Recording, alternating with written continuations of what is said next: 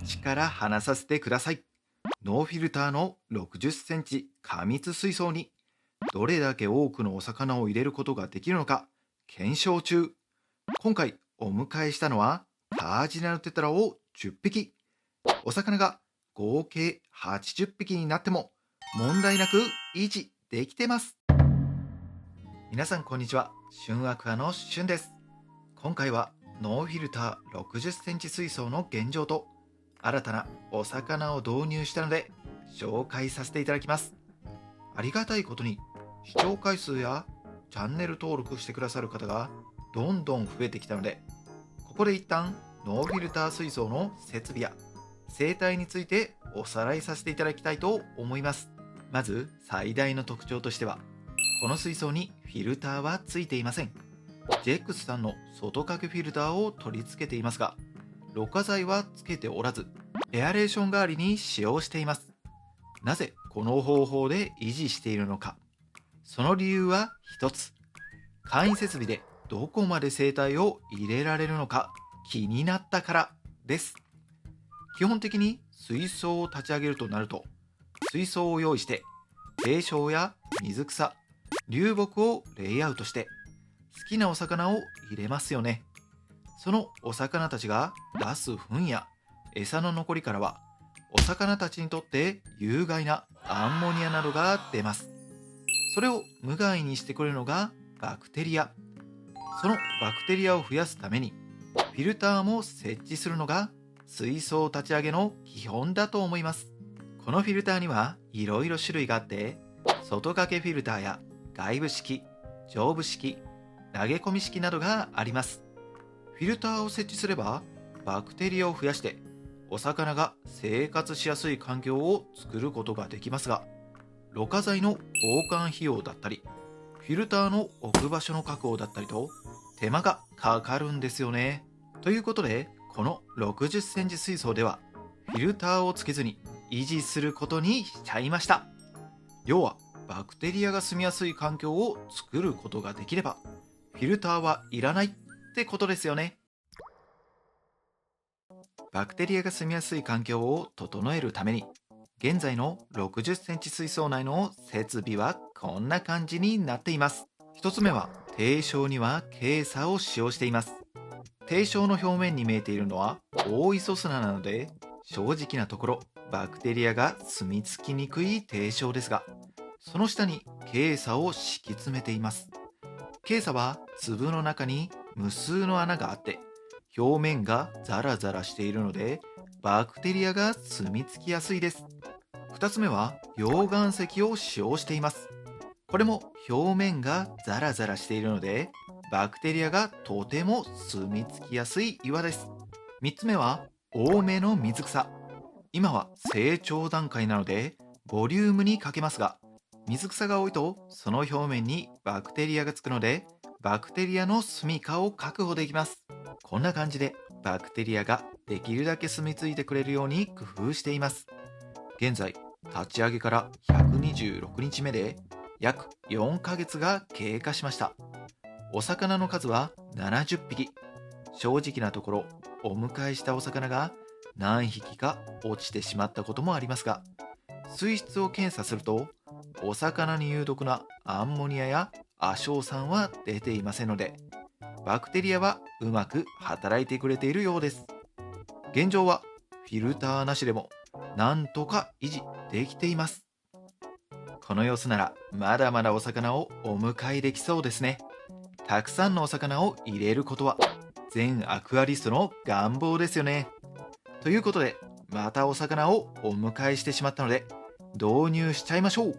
その子がこちら、カージナルテトラです。前回導入したのもこの子たちでしたが、またまたペットショップでお安くなっていたのでお迎えしちゃいました。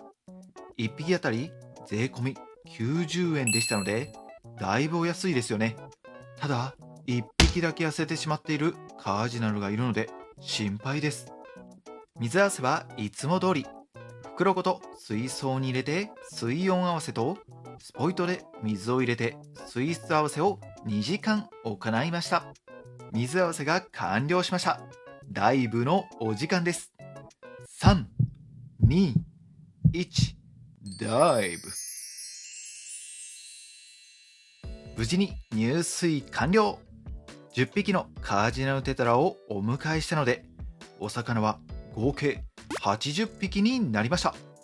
過密といえば過密なのですが、何百匹もお魚を入れているアクアリストさんもたくさんいるので、旬アクアとしてはまだまだ上を目指していきたいと思っています。それでは本日から1週間の様子を見ていきましょう。まずは導入当日の水質検査から。今回使用するのはワイズラボさんの水質テスト。1秒間水中につけて1分間放置するだけで水質を簡単に検査することができます。それでは検査結果を見てみましょう。硝酸塩は 25mm ぐらいを指しているので特に問題ありません。これがもっと濃いピンクで50や100の値になっていたら大変なことです。そして亜硝酸塩ですが、こちらは0の値を示してくれているので完璧です。今のところ硝酸塩の反応が出ていますが、数値的には安全の範囲内ですし、亜硝酸は0なのでしっかりバクテリアが働いてくれていますね。翌日です。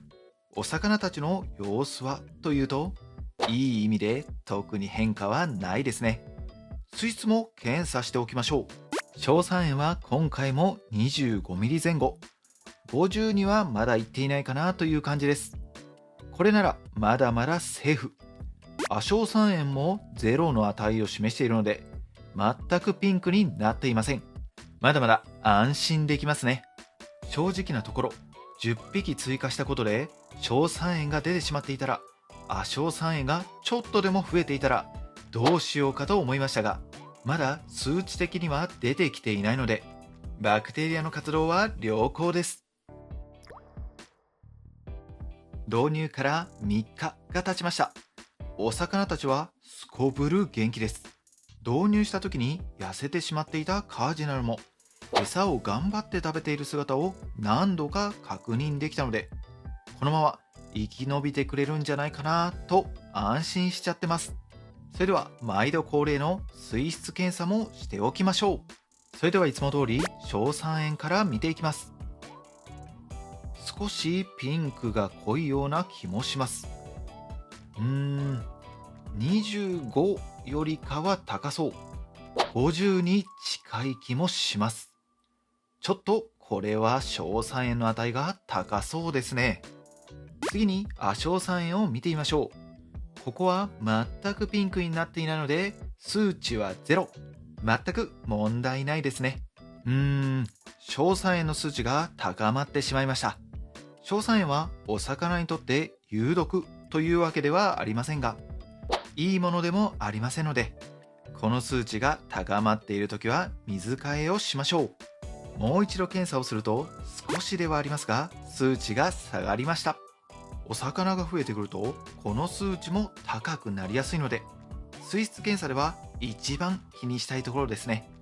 新しく導入したカージナルは後ろの方で仲良く泳いでいます。大きい先輩たちが前面に出てきていて怖いんでしょうね。中学校1年生から見た3年生はめちゃくちゃ怖い印象ですからね。このカージナルもそんな感じなのかな。導入から7日が経ちました。カージナルテトラの数が増えたので何匹いるか正確には数えられていませんが、見ている限り亡くなってしまったお魚はいませんでした。1週間生き延びてくれたので無事に新しい住処に慣れてくれたようですね。最後に水質検査をしてみると結果はご覧の通り。硝酸塩の値は25くらいの数値を表しているので、先日の水替えからあまり増えていませんね。しかし亜硝酸塩が硝酸塩になっていないというわけではなく、亜硝酸塩も0を示してくれているので消化サイクルには問題はなさそうです。水質に特に問題ないことが分かったのですが、この苔だらけの水槽には問題がありそうです。ここまで生態が入っていたら1週間もすればそりゃこうなっちゃいますよね。せっせせっせとスクレーパーで削っていきます。苔がどんどん剥がれていくこの感覚、たまりません。スクレーパーで削ったところだけ透明になっていきます。常にきれいにしたい気持ちと苔をたくさん増やしてこの剥がしていく楽しみ、どちらを味わうべきか非常に悩んでしまう問題です。決して苔取りをサボりたいわけじゃないですよ。苔がたくさん取れたので最後は水替えをしておきましょう。ただこれだけ苔があると全ては吸い込めないので、そこはなんとなくズボラに吸い取っていきます。水を抜いたら水を足す。新鮮なお水を追加してあげましょう。しかし真冬は冷たい水になってしまうので、お湯とブレンドさせてだいたい25、6度のお湯にしています。これが結構面倒なんですけどね。お魚たちのために頑張ってます。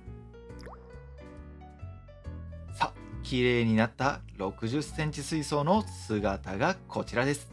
ピッカピカ、ガラス面も透明になっています。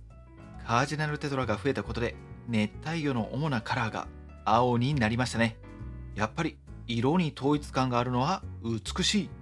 でもいろんな種類のお魚を入れたいので、次は全然違う色の熱帯魚を見つけてきちゃうかもしれません。